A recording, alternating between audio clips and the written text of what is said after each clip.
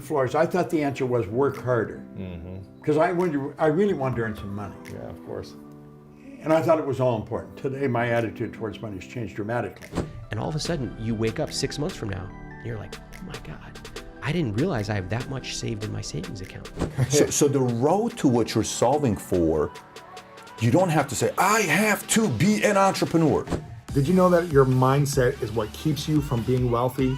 Well, in this video, we talked to some of the top entrepreneurs in the world on what they did to achieve wealth and what you can do as well.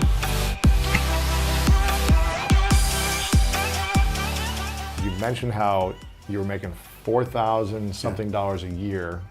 Your expenses were $6,000, I think, something like that. And then you started making $14,000. No, my expenses wasn't $6,000. I owed $6,000. You owed $6,000. I owed everybody that I knew. And you were making around $14,000 a year after that, shortly after No, that. I went from earning $4,000 $4,000 a year to $14,500 a month. Exactly. Now, if you annualize that, that was $175 a year. So I went from earning $4,000 a year to $175. I hadn't earned $175 that year. I got it up to $14,500 a month. So if you annualize it, that's a change. Phenomenal change. Is it possible for anyone to go from poverty level to extremely Absolutely. financially successful? Absolutely. I think earning money is one of the simplest things I ever learned.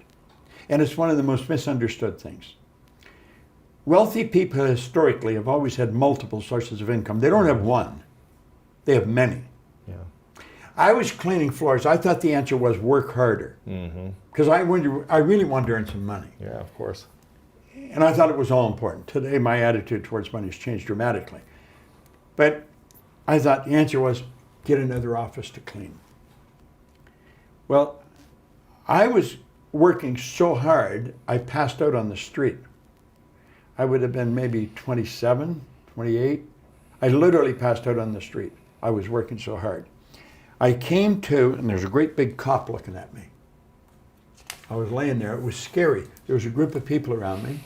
I saw lights flashing. Then I saw a couple of guys in uniform with a stretcher. And it was scary. I had passed out. I guess they thought I had dropped dead. I had a heck of a time getting away from them, but I did get away. They didn't take me in the hospital. I talked them out of it.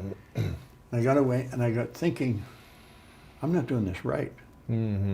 Working harder, working more hours is not the way. No. Yeah. In fact, Napoleon Hill wrote that in Think and Grow Rich. He said, if you are one of those people who believe that hard work and honesty alone will bring riches, perish the thought, it is not true. Riches, when they come in huge quantities, never come as a result of hard work. They come, if they come at all, in response to definite demands based upon the application of definite principles and not by chance or luck. So you got to find a demand and fill it, but you got to follow definite principles to do it. Wow. In other words, it's got to be in harmony with the law. You got to give more than you get. If you're trying to get, forget it. Yeah. Well, I got by myself and I thought, I'm doing something wrong. I was earning more money, but here I'm passing out. This is not normal. And it's like a little voice in my head said, if you can't clean all of them, don't clean any of them. So I got all dressed up. People now accuse me of sleeping in my suit. I wouldn't take a suit off. Didn't matter where I was. Because I knew the cleaners were tired, and I would go around. I got other people cleaning offices. And I knew pretty well where they'd be. So I dropped around, I'd bring coffee and donuts, and I would drop in and I would talk to them about goals. And then I'd go to the next person. But I always was dressed up because I knew how tired you get. And if I was in working clothes, they'd expect me to help them so they could finish and go home. Interesting. But when I had shiny shoes and a suit and shirt and tie, they didn't expect me to help them clean. So I'd go on to the next place and then the next place. And that's when I started to open offices. I went from Toronto to Montreal to Boston to Cleveland to Atlanta to London, England. And you hired cleaners. Everywhere I went. Yeah. Yeah. I had people cleaning. What should someone think about if they're struggling financially right now, or they feel like they've been struggling for many years, and it feels like they're just surviving week after week, month after month. They're not sure how to get to that kind of sense of freedom for at least a 6-month runway or beyond. What should they start thinking about? Do you know what you've just described, I believe, The majority of people are living that way. Yeah. The majority. Now that's rather sad, but I think Yeah. it's true. And it's because we only have one problem in the whole world, and that's ignorance. They're living in ignorance. They don't know that what they're doing is going to keep them where they are. And they keep doing it because they don't know how to change. They're overwhelmed with the debt. People are saying, I need the money. They haven't got it. They want to take their family on a vacation. They don't have the money to go. So they may borrow it and go anyway. Now they got more debt. They have to understand that they don't have to live that way. I wrote a book called You're Born Rich. The truth is you are. Most people are just a little short of money, but you are born rich, rich in potential. Anybody can go to our site, go to bobproctor.com. You can download the book, You Were Born Rich, free. It won't cost you a cent. And chapter 2 is how much is enough. It's described very well how to get out of debt. You got to create a debt repayment program where it's all done automatically. And then you focus on prosperity. You've got to have a financial goal. You've got to work toward it. And you've got to understand that you can earn more than you're earning. And wealthy people don't have one source of income. They have more than one. I was earning money all last night while I was sleeping. Yeah. You can actually earn more money when you're sleeping than you can spend when you're awake. Yeah. You know, it sounds like a cute line, but it's true. There's no end to what we can earn. If you are not getting information from someone who is already wealthy, then you're probably getting information from the wrong people. Most people ask their brother-in-law, or the guy next door, or the girl they know, how do I earn more? Hell, if they knew, they'd be earning it. They don't know. And most people talk to people that don't know. Carlyle put it very well. He said he did not believe in the collective wisdom of individual ignorance. And that's where most people are getting it from, people that don't know any more than themselves. I think you have to go. That's why these seminars are so important today. Yeah. People have the opportunity to go and learn. Most people won't pay to go. I tell people, listen, you invest in this, it'll probably be, borrow the money to do it. It's probably the last time you'll ever have to borrow money. Yeah. Our seminars are not raw. It's not nothing. Our seminars teach people about themselves. It's like when Bill Gove said, if I want to be free, I got to be me. I'm thinking, I better know who me is. I didn't know who me was. I was doing a lot of things. I was doing them right, and I was earning money, but I didn't know who I was. I started to study me. And the more I know me, the better I know you. You only have to study yourself. You'll know what everybody, because we're all the same. Yeah. It's our behavior that's different, our results that are different. I heard a friend of mine, Dean Graziosi, I don't know if he coined this or someone else said it, and he said it from someone else, but he said, those that pay attention.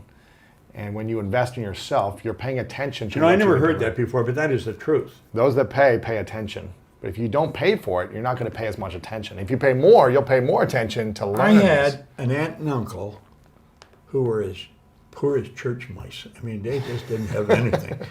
And they had a whole house full of kids. And I used to drop by their house periodically. I was doing very well, and I was teaching seminar. And I remember it was around Christmas time, and he was rushing around trying to get credit cards from some big stores so they could buy presents for the kids. Yeah. And I said, you know something? He said, never mind, next year will be different. I said, you know something? Next year is going to be exactly the same as it is this year, because you never change you. Wow. I said, you should get into the seminars and learn something. I know something you don't know. Well, they came to the seminar. He got paid every 2 weeks. So that meant 3 times a year, I think, he'd get paid 3 times, maybe 4 times a year. He'd get paid 3 times in a month. That one pay was extra because they were budgeted for 2 pays. I made them pay to come to it. Wow. Something said I made them pay. And I think they thought I should have comped them into it. But you know, Mark thanked me, my aunt, I don't know how many times that I charged them. She said, we wouldn't have kept coming. I didn't even know what you were talking about. I was running seminars, it was 7 evenings from 7 to 10. It was running over a series of nights years ago. And she said, I wouldn't have kept coming. But she said, because we paid, I came. Of course. He's right. If they pay attention. That is so true. That's it. And if they don't, You're not going to be. You're not going to care. When you hear something you don't like, this is not for me. That's Let me get right. out of here. I got something better to do. Yeah. Especially in LA, I want to go to the beach. This is too hard work. Yeah. It's confronting my ego. I don't need this. I'm firmly convinced if a person doesn't understand a paradigm is nothing but a multitude of habits. They're programmed into your subconscious mind to control your behavior. It's got nothing to do with how smart you are. It's got nothing to do with what your formal education is. It's got nothing to do from which side of the tracks you come from. It has to do with your paradigm. The paradigm is a program in your subconscious mind. It's both genetic and environmental that's controlling your behavior.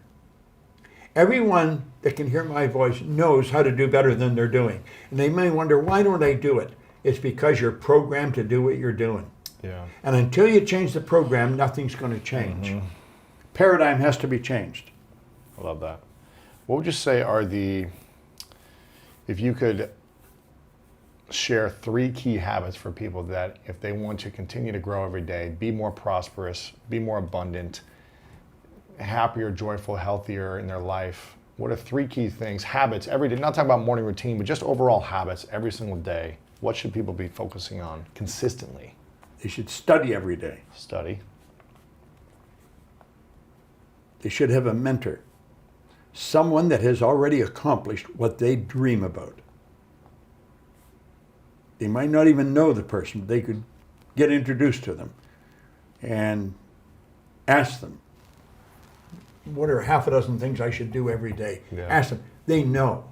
Most people are getting advice from people that don't know any more than themselves. Yeah. And the third one, you've definitely got to have a goal, and when you write it, you've already got it intellectually. So you operate intellectually, emotionally, and physically. Well, your intellectual mind, the second you decide on it, you've got it. It tells you in the Bible, before you speak, I'll hear you. It's because the thought always precedes the word. The second you get emotionally involved, you've got it emotionally. Yep. So you've got it intellectually, you've got it emotionally. It's only a period of time till you got it physically. Be, do, have, yeah. That's right. But the have comes in a period of time. So it's not overnight? Every seed has a gestation or an incubation period. Yeah.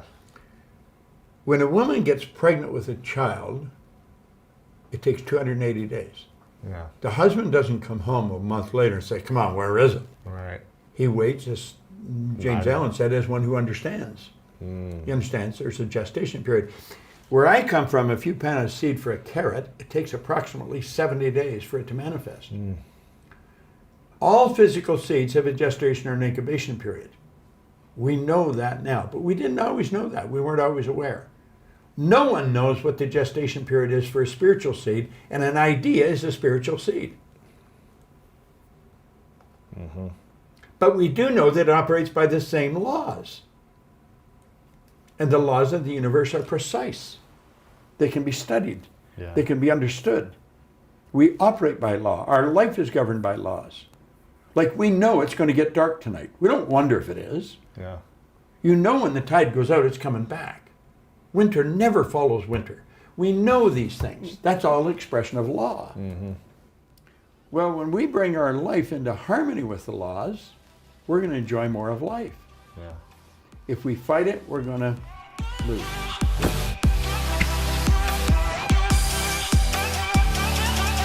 I'm curious, do we need to know the next 5 moves, or do we need to know the first move? Yeah, very good question. So the whole premise behind this book, how this came about was, you know how everybody talks about what is the key to success. You know, the key to success is marry the right person, save money, work hard, go to school, get a degree, love people, faith, God. You hear so many different things. And we were having this debate one time, and I would ask everybody, it's just the basic question everybody, what's the key to success? What is it? I'm like, you know what? Years later, I said, in my mind, the biggest key to success, almost anybody I see that takes it to a whole different level, the highest levels, the difference between them and other people is their sequencing. And what I mean by sequencing is the following. So you and I may have the same vision of what we want to do in life, okay? You want to get here, I want to get here. This could be anything. We both want to build $1 billion company. Fine.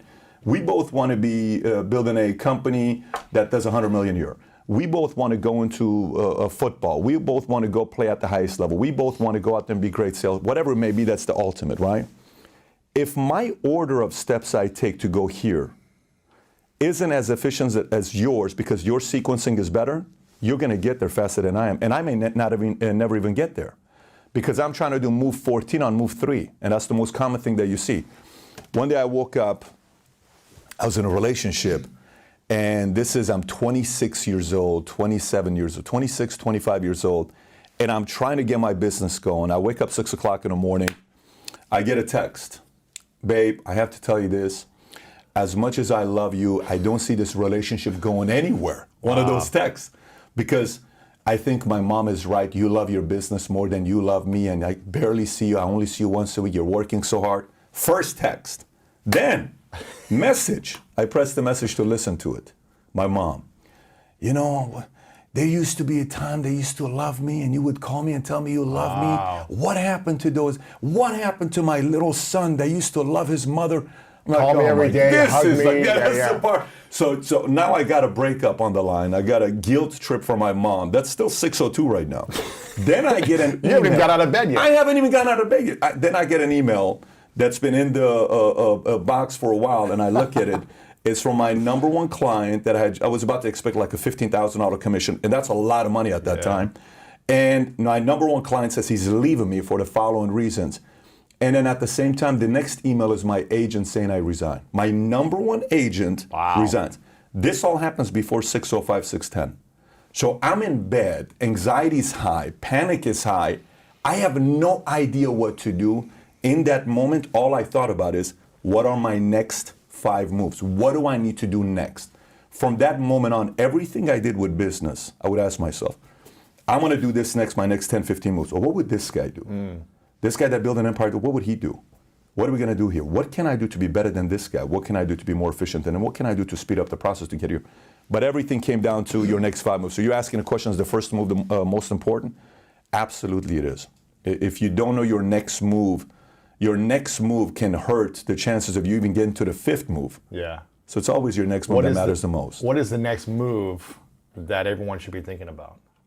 So the first thing you have to do is you gotta, last night I'm at Rafi's place and I'm having dinner with my 3 buddies. None of us are supposed to do anything in life. One of them is Stephen Offo. They're running a $300 billion a year business. Steve was the Michael Jordan of our high school. Wow. Okay, he's a great basketball player, but we're all 2.0 GPA kids. Right.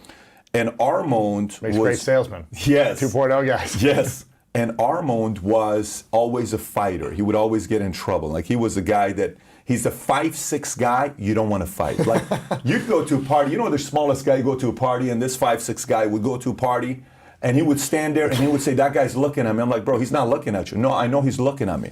He's looking at me. I'm like, I promise you he's not looking. He's the kind of guy that would walk up and just punch the guy in the face. Just for no reason. Just for no reason. What is the matter with you, right? That's his wiring. Yeah. But we're all together yesterday. Now we all have kids. We have 2, 3, and Armand has 4 kids. We're sitting, we're talking.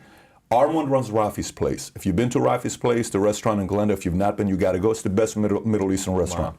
Wow. We're sitting there yesterday and we're having all these conversations. Challenges men go through, whether it's marriage, money, health, what happens at 41, everything that you don't want to talk publicly that men are insecure about, we just talk about it right there, right, collectively. And the biggest thing that I talked with one of my friends yesterday is, listen, your number one move is you identifying who you want to be. Not who Tiffany wants to be, it's who do you want to be. Not what Patrick wants to be, not what Bobby wants, not what your older brother, sister, mom, dad, who do you want to be? If you and I can figure out who we want to be, and it's as transparent and as clear as possible, I don't have to compare myself against your success. Now here's a problem though. Say for instance, I sit there and I say, honestly, I just want to be a person that's just a regular person, and I'm glad if I make 80 grand a year, 100 grand a year, I have a nice place, I'm married, I'm happy, my kids are with me, I have good relationships, I'm totally happy. If you say that, if that's what you want to be. If you say that's what you want to be. But if you say, I want something else, and you're not doing it, then what? Exactly, but watch this one here. If you say that's what you want to be and you're content with that life, but behind closed doors, your buddy Lewis Howes is making millions, he's doing great, he's all over the place, people are talking about it. If an ounce of envy or jealousy comes in, you either weren't being honest with yourself, because that's not exactly who you wanted to be, or you got to ask the decision. Am I living my life or his life? That's the toughest thing to do, right? Toughest thing to do. Now, the other side of it is that, let's just say you got a big upside. In sports, a lot of times, Stephen A. Smith did an interview the other day, and they asked him about Vince Carter, and it was the toughest question that was asked. They said, so, Vince Carter, he just announced 23 years of retirement. He's leaving the NBA. Stephen A., what can you say about Vince Carter's legacy? Okay, now I don't know if you guys know who Vince Carter is. This guy dunked over the amazing. 7-footer in the Olympics. The guy retired afterwards. He Dunk got a contract contest for with the elbow, dunk contest everything. with the elbow. Sick what he was doing in Toronto, McGrady. It's just beautiful when you watch this guy play. I remember one time he dropped 50 in the playoffs. You thought this guy's going to win the championships. And he came from Tar Heels, North Carolina. Yeah. He's going to be the next Mike. But here's what Stephen A. said about Vince Carter. Very difficult. He said, you know how Stephen A. does his thing? He's just kind of like, and he typically is quick to give the answer. 1 second goes by, 2 seconds goes by, 5 seconds goes by. He still hasn't said a word. Then all of a sudden he says, well, I got to tell you, this is a good brother. I love this man. He's a great man. He goes into building him up, and then he says, But it is the most unfulfilled talent we've ever seen in the history of the NBA. really? He says, this man should have been competing with the Kobes of the world, the LeBrons of the world, the Jordans of the world, but we never saw it. I wish I would have seen the best of him. And it's like 1 minute and 13 seconds. It's so awkward. Oh. If Vince Carter watches that and it doesn't bother him, more power to you, because you were happy to be in the NBA and you were cool with that. But if you watch that and it bothers you, deep down inside he could have done more. So you as the individual have to make a decision. Either I'm going for I want all the marbles, and I'm willing to go be embarrassed, lose, public humiliation after another one until I get there, or I'm going to live a simple life and I'm okay with this. But you have to be clear about that. That's step number one. Wow. Hey, it's Lewis here, and I would love to connect directly with you. Text me the word YouTube to my number 614-350-3960 to receive weekly inspirational messages from me. Okay, and what's step 2? Once you're identifying that part, then it's figuring out your own talents that you have. And once I know my talents, where can my talents be used? If you're a numbers guy, what industry can use your talents? Well, maybe it's finance, economy, investment banker. Maybe it's on that side. If it's a creative side, maybe I'm going to go be on the marketing side. Maybe I want to be behind the scenes. I don't want to be in front of camera. I want to be the support person. Then you say, well, I'm not a good number 1 guy. I'm a good number 2 person. I'm a number 3 person. Then you have to find out your positioning at the point of your life. Tom was the former president of our company, PHP. One of the best decisions was hiring this guy. When I hired Tom and brought him on board, he introduced me to Vistage years ago. Vistage is kind of like a YPO, EO. You're familiar with YPO. Yes. So Vistage is an element of that. It's very similar, but it's a little bit older crowd. YPO is a little bit younger. Vistage has 50, 60-year-olds, right? And I want to be around 60-year-olds. So introduced me to Vistage. And over the years, we became very good friends before I hired him. And I said, so Tom, let me ask you a question. In your life, you guys sold JamDad for $780 million. You got a massive exit, but you were the number 6 guy. How come you don't want to be the number 1 guy? He says, good question. He gave me the best answer. He says, you realize I'm 54 years old at the time when we were talking. He says, it took me 54 years to realize I'm not a good number 1. 54 years. 54 years to realize I'm not a good number 1. What would have happened if you would have realized that at 30? That's the point. Every one of his biggest checks he ever got, he was the number 5, the number 4, or every time he was number 1, the company didn't do well. Interesting. So sometimes we want to be number 1, but maybe you're not a number 1. Sometimes you want to be MJ, but maybe you're Scotty. Sometimes you want to be MJ and Scotty, but maybe you're John Paxson and Steve Kerr. Maybe you're somebody that later on is going to be the general manager of the Chicago Bulls. Your name is John Paxson. Maybe you're going to be a great coach. Years later winning 3 out of 5 championships. Your name is Steve Kerr. But you got to play your game with your strength. So and in the season of life. Exactly. And in the season of life. Because you may be a number 6 right now, but you may eventually be a good number 1. Maybe it's just in not a different time. role, in a different package. Yes. Yes, but it's the sequencing, man. Everything is sequencing. What does sequencing mean for you? What is that? Sequencing to me means, okay, if you wake up every day, you have a sequence of what you do. Okay, like what's the first thing you do when you wake up? Mostly meditate. Okay, what's the next thing you do? Make my bed. And then what's the next thing you do? Brush my teeth, shower. Okay, that's a sequence. Yeah. Okay, so now what if I wake up and the first thing I do is I shower first? Okay, then I go eat, then I put my clothes on, then I go to work, and I say sometime throughout the day I'm going to meditate. I just messed the whole sequence up. What is the foundation of what I'm starting the day with? right? Yeah. What is the sequence of what I'm going to be doing next? If every decision you're about to make next, whether it's marriage, having kids, business partnership, a joint venture, if everything you did, you stepped away from the world, your girl, your mom, your dad, your peers, your family, you went to a restaurant, you sat there with a piece of paper saying, okay, I'm thinking about marriage. What do I need to do next? What's the next move I need to make? Then you go, I don't know if that's number one. I think that's number three. And you play that game. It's fascinating. Yeah.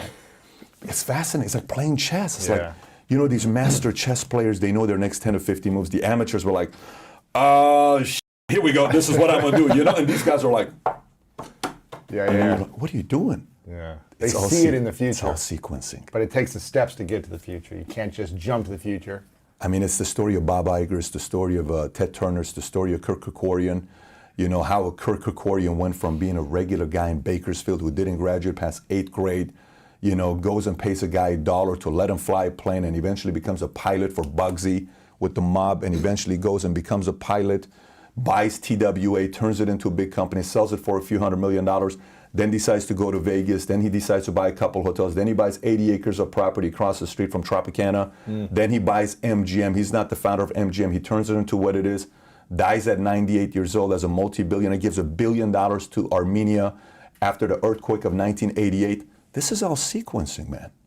This is all sequencing when you go through it. Everything is sequencing. Yeah. And when you look at it that way, you tend to make better decisions.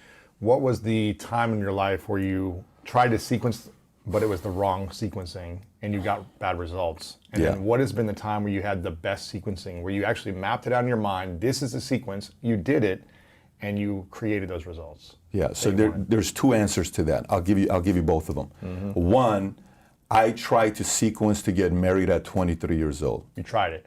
It would have been catastrophic. Now, I love the girl. Great girl.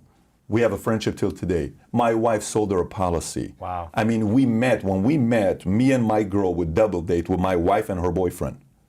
Very weird story. Switched We girls. just switched. They should have switched as well, but we switched, right? 5.5 years later, she's single, I'm single. I'm like, let's go on a date. But at the time, I was forcing marriage because, you know, you're looking at everybody saying, wow, everybody's getting married, and I think it's my time, and family, and I'm Armenian, I'm Assyrian, this marriage. And one day I'm like, dude, you are not ready. I asked the question, I said, would you let your daughter marry you? I said, hell no. You asked the question to yourself. I asked the question to myself, would you let your daughter marry the 24-year-old Pat right now? I said, absolutely not. I said, you ain't ready to get married. And we got the ring, married. The whole thing was lined up. You got married. You were getting ready to get married. We're getting ready to get married. She wasn't ready, I wasn't ready. It would have been catastrophic for both. But that journey of going that direction, it set me back 3 years. Completely set me back. Because I was dead set on wanting to live a life of other people. I was dead set on making the decision that's going to please the people that want me to get married. Yet I don't even know what marriage means.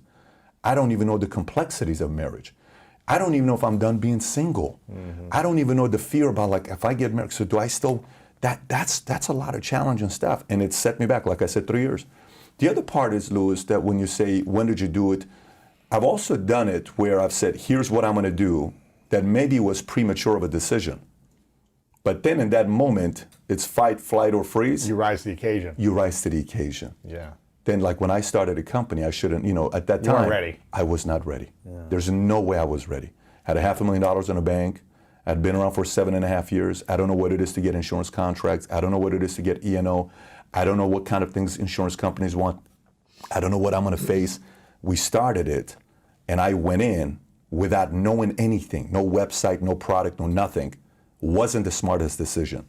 One night I come home, my wife has the miscarriage, it's 1:30 in the morning, my bank account's at $13,000. I have no idea what to do. When I tell you I have no idea what to do.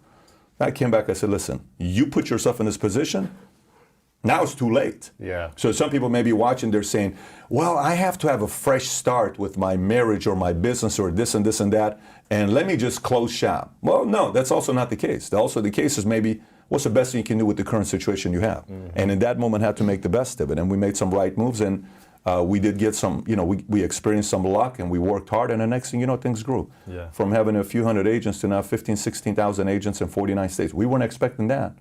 We were not expecting that. And I'm not talking about being in a company having salespeople. This is having to hire CFOs, raising money, founding, It's very complex without a 4-year degree, without a 2-year degree, without a finance. It's very complicated. Yeah. But somehow it happens. So yes, I would say sometimes there are many times where the sequencing wasn't right, but there are times that also wasn't right, but you have to make the best of it. You made it work, Yeah, you have to make it work. And what's the difference between entrepreneur versus intrapreneur? And how do you know if you should be entrepreneur, or if you should be entrepreneurial Yeah. with a team and a mission that has funds and resources and it's not all on your shoulders? Yeah, that's a great question. So, one of the things we talk about in this book, Your Next 5 Moves, is knowing, when you decide how you want to create your wealth and who you want to be. Meaning, okay, so who do you want to be? I want to be an entrepreneur. I want to be an entrepreneur. I want to be a solopreneur. I want to be a content creator. I want to be an influencer. I want to be an inventor. I want to be an investor. So you kind of figure out what angle you want to go and who you want to be. Yep. And then you figure out which one you want to do next. You may want to be an entrepreneur, but entrepreneur may make sense next, right? You want it to be an entrepreneur may make sense next. So this movement of entrepreneur got a lot of people to become entrepreneurs who should have never become entrepreneurs. Right. Okay, they just should have never become entrepreneurs because they did not experience the element of being an entrepreneur. An entrepreneur thinks, works, is wired, looks at money, people, talent, recruits, sells the dream. Everything an entrepreneur does is identical to the entrepreneur. The only difference between the entrepreneur and the entrepreneur is the entrepreneur put up the money. That's it. Yeah. Meaning, there is nothing else that's different there. The same amount of sacrifices this guy's willing to make, this guy's willing to make. He just didn't put up the money, right? Which is a whole different level of sacrifice. Whole different level of pressure, stress. You got it. Yeah. And that's one of the reasons why the entrepreneur respects the entrepreneur. It's like the hidden code. Listen, man, I'm willing to do everything you're doing, but I didn't put up money. Salute. Right. I respect you. This is why you're number one, I'm number two. But I salute you. What do we need to do, right? And there's that element of respect for one another. Now, the entrepreneur has to be willing to allow an entrepreneur to exist. So, for example, Bob Iger's story. Bob Iger starts off with ABC years ago, young guy coming out, doesn't know what he wants to do, accidentally gets a job. He starts working at ABC. Then he works his way up. Then it's his dream to be a CEO of Disney. Then eventually becomes a CEO of Disney. He's the CEO of Disney for 15, 16 years. He ends up closing George Lucas and buy Star Wars. Right. He ends up buying Marvel. He ends up buying Pixar from Steve Jobs. And he ends up buying Fox. You do these 4 transactions. His salary was $67 million a year. Wow. Not net worth, salary. Never was an entrepreneur. Right. Bob Iger was never an entrepreneur. Clippers, right here, Ballmer. Ballmer's worth $57 billion. He's not an entrepreneur. Wow. He was an employee, number 5 or number Really? 6 at, he was an employee at Microsoft. Wow. And then eventually, Paul Allen didn't want to do it anymore. He kind of wanted to step down. Bill Gates comes in, gets Ballmer. Ballmer takes it to the next level. Ballmer now owns the Clippers. So there are many entrepreneurs that started the company that own 100% of their business, but they're making 80 grand a year. Right. They're making 600 grand a year because they wanted 100% of control. Ballmer's like, listen, I'm good. Gates started it, but I'm worth 58 billion. Yeah. so the road to what you're solving for, you don't have to say, I have to be an entrepreneur. No, you don't. Maybe the better option for you is go find, if you can find a killer on the way up, if you can find a killer on the way up. So, if you looked at everybody as a stock, let's just say we started looking at everybody as a stock, okay? So you have small cap, mid cap, large cap. What's the difference between a small cap, mid cap, large cap? It's a dollar amount, 5 billion less, 5 billion to another. And then you have the large cap, all these Disneys, Walmarts. These are large cap, right? But the key is if you can figure out when they're a small cap. The key is if you're at the PayPal Mafia group and you see somebody who says, that guy's going to start Yelp. I'm going to go run with that guy. That guy's going to start, Tesla. Uber. Uber. That guy, Peter Thiel, I want to go do something with him. I don't care if I'm his number 2 or number 3. I want to go with this guy. He put $500,000 into Facebook, worth a couple $2 billion. This guy's coming up. I want to go where, like Maverick Carter is going to be somebody the next 20 years, right? If you can figure out a way to run with him because you are one contact away from LeBron. So if a guy wants to get into media, and let's just say you want to do something in the African-American community, figure out a way to go work for Maverick Carter. His stock's going to be high 20 years from now. Right. I mean, it's big today, but I'm talking really high. Yeah. So if you can make a list of guys where you can have an eye for it, it's almost like picking a husband or a wife, because picking a husband or a wife, there's a risk factor. You go to dinner and say, babe, I love you so much. You're so beautiful. You make my day. When I see you, I'm just like I'm in heaven. He's like, I don't see anybody else. It's just clouds around me and angels, you know, and I see birds when we're together. And then the marriage conversation comes up, and your brain, you become a mathematician all of a sudden. Like, I don't know. I say 72% chance we get a divorce, but I'm willing to take that 28% chance risk. So there's an element that we get judged for our friends, we get judged for who we marry, we get judged for our girlfriend, our boyfriend, we get judged for career, industry. You also get judged on who you decide to lock onto and run with as a right-hand person, or as the person that you want to be their right-hand person. But if you can look at people as stocks, and you saw somebody that has a big upside, and you lock onto them early, it's going to be a wild ride.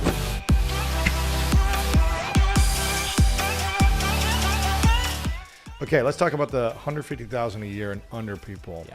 They've been, you know, working hard jobs. They've been trying to save their money, but it just seems like they haven't been able to get past whatever it is, 50 grand a year, 100 grand a year, 150K. They've been kind of stuck, or they've crossed 100 grand a year and more problems have come to them because they're making more and spending more. Yeah. And they feel more broke than ever because they have no clue what they're doing with their finances still. It's the end of the year. They're about to start a new year soon, and they feel overwhelmed or just clueless still about and educated about their money and what their options are for just having peace of mind, structure, organization, and knowing that they don't have to stress about it and they can go earn more and it's going to pay off for them. Yeah. What's a few simple things that they should be doing right now to have a checklist to do before the end of the year to then crush for a whole 12 months moving forward? All right. I'm going to give you something called the ladder of personal finance, which tells you where your money should go. Okay. This is just step by step. Put your money here. And if you want to know all the details about it, you can check out the system. So it's in the book too? It's in great detail in the book. Got it. All right. So if you've got some money lying around, what should you do with it? First of all, if you've got a 401k match at work, you should max that out. That's free money. Take advantage of it. And if you're not sure what that means, go to your HR person and say, does this company match any 401k contributions? If they say yes, do what I said. Next, if you've got debt, pay it off. Pay it off aggressively. You know, what's interesting is that most people in debt who I talk to don't actually know how much they owe.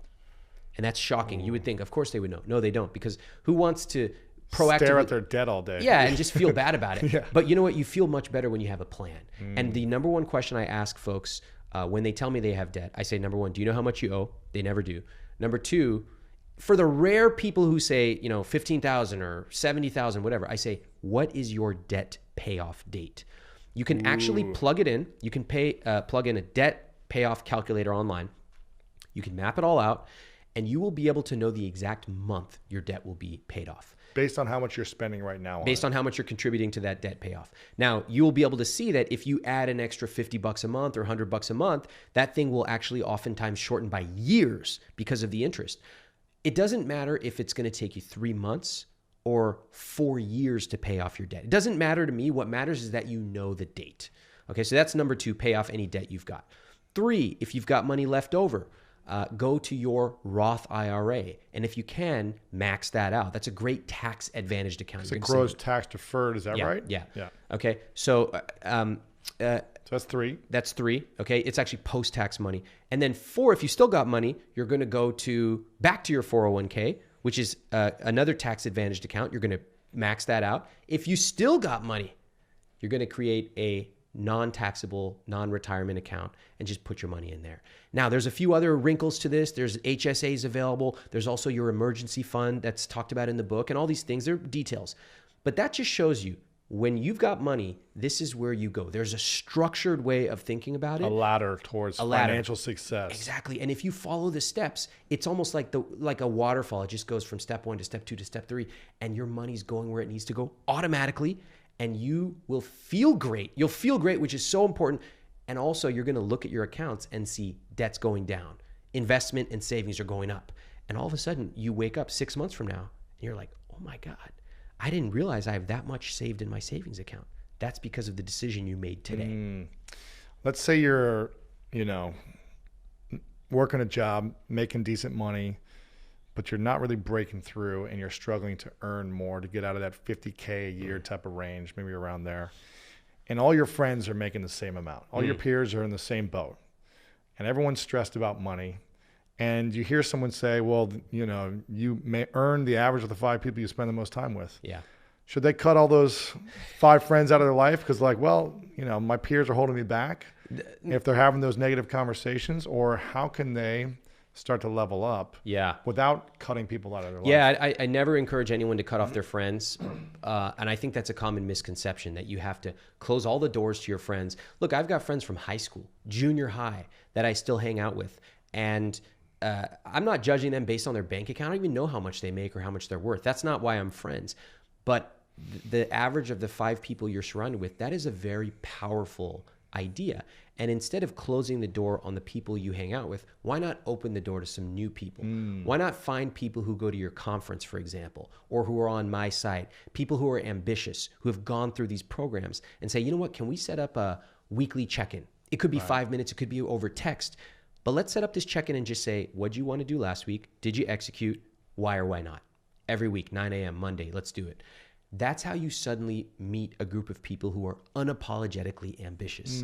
And that will change everything for you, because instead of having to drag people to these self-development conferences and they say, that's weird, I don't want to do it, the people you actively seek out are going to be like, yeah, I'm in, let's do it. Let's do it, yeah. And that's powerful. Yeah, so find the new communities that you can have these conversations with. Yeah.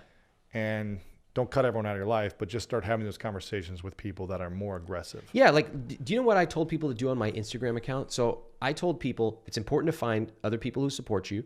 A lot of you are waiting around for some like millionaire to fall out from the sky and invite you to their private group. It's never going to happen. Never. Instead, why don't you start it yourself? And I said, go into my comments, write who you're looking for, and then invite someone to join you. I like that. You don't need to wait. No one's coming to rescue you. It's not a Disney movie. Nobody's coming. It's only you. So take control and go find someone and then build that together. I like that. Cody, working on the cameras here, asked a really good question. Does my opinion on investing in real estate change if you live in the Midwest?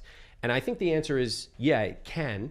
The calculus on buying a house in the Midwest is different than cities like Manhattan, San Francisco, Miami, and LA. yeah. So again, the message here is not don't ever buy a house, but it's run the numbers to make sure that you're making the right financial decision.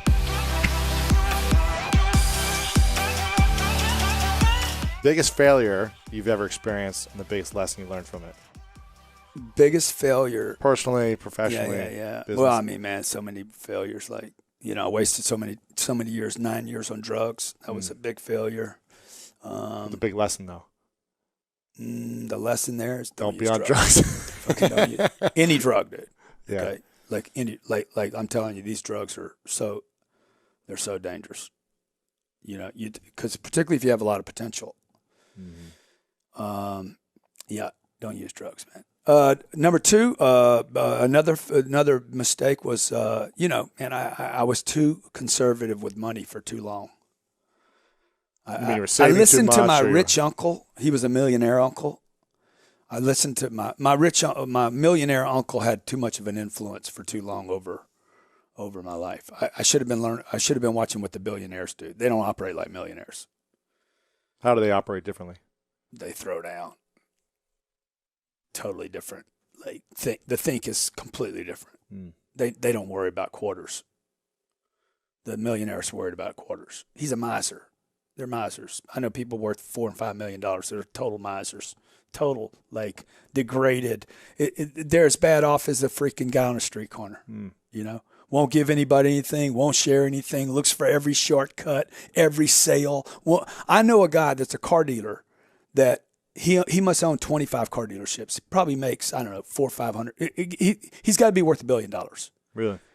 He goes twice a year and gets one of his employees to get a new Macy's card so he can get an extra 15% off. Really? Freaking complete insanity. He's probably a billionaire on paper, but not a billionaire in his heart. Because the real players, the real guys, they'll go out and buy a jet. That's why I bought a jet. I'm like, okay, my millionaire uncle would never buy a jet. That's a bad investment. But the billionaires, they all own them. Why? Because they value time more than money.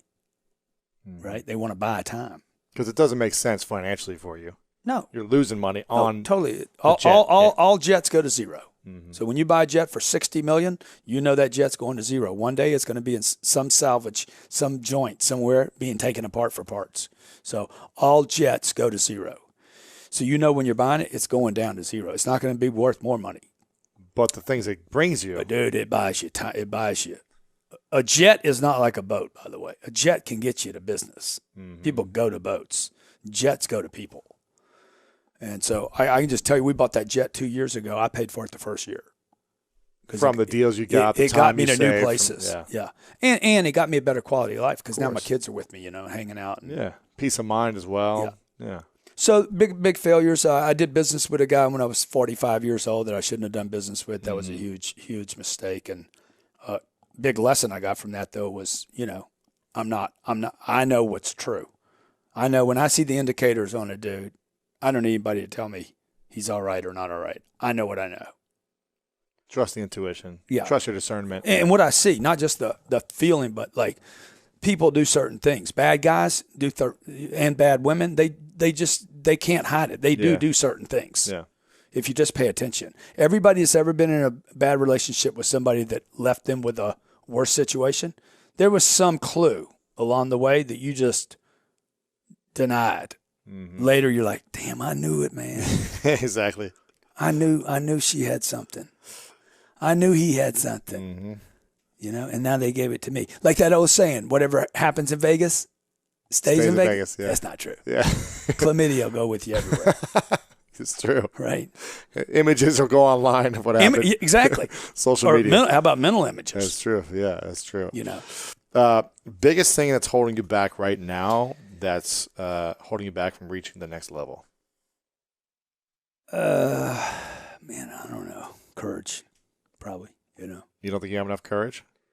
I think I could use a dash more. Really? What would you say is the biggest thing that holds him back from reaching to what his potential is in the next, year or right now? Nothing's holding him back? That's my wife. She believes in me. Wow. Why do you say courage? I mean, well, because rather than bragging about the $90 million deal I'm going to do, I could go figure out how to do $900 million at one time. But instead I'm going to take the easy. I'm going to take the layup. Why are you taking the layup and knocking the slam dunk? Because, man, dude, it's a big deal. $90 million's a big deal. Heck yeah. Right? I'm like, damn, that's Huge. a big deal, dude. But if I was going to if I look back over my career, right? That's what I've been doing the whole time. I've been making the layups. Even though they look like, oh, goddamn, that's huge, right? But what are we comparing? We're just doing the middle class comparison thing. Elon Musk is going to Mars, man. Yeah. So, and they're like, there's no life there. We'll create it. We'll put 2 fusion bombs above it, and we'll freaking explode them, and maybe something will happen. I'm like, damn, that's big, man. See, crazy. and that's why, man, that's the people you want to learn from. Yeah. Not just anybody and everybody online. People should be inspired by just 2 or 3 or 4 people like that the think is so enormous, right? So anyway, rather than doing the $90 million deal, I should hey, why don't I just go do 10 of those at one time? 900. The 10X thing, it doesn't really, there is no end to the 10X No, thing. because once you're there, then it's another 10X. Well, 10 is, and the X is a multiplier. Yeah. So most people miss that in the book. They're like, oh, it's 10X. You got to 10X everything. I'm like, dude, the X is a multiplication symbol. It's 10 times, right? And it doesn't end. It just keeps timing. So, that song I think Jay-Z does. He's like 1 million, 2 million, 3 million, 5 million. No, 1 million, 2 million, 3 million, 20 million. I'm so good at math. Because he's jumping. He's looking for leaps. And so I would go do a $900 million deal. That would be awesome. What's it going to take for you to go do that now? Courage and a heavy pitch. I mean, I need a whipping cream pitch. I feel like you got it. I think you got both those, don't I you? need a whipping cream pitch, dude. Heavy whipping cream. And oh, you just got that. And I need some dough, dude. Oh, you need money to do that. Yeah, I mean, I need 225 million. So who's got your money? That's right. That's the battle cry. Who's got the But money? see, this is good, dude. You got me know, all jacked I know. up, man. I'm gonna make you a piece of this deal. Who's got This the 100 happened million? right here Who's in got the house of greatness. Who's got the 100 million that you can go get? Yeah, I can get the right 225. The 225 is not the problem. It's like, can I go pitch? Who do you need to pitch to? I need to pitch to a group.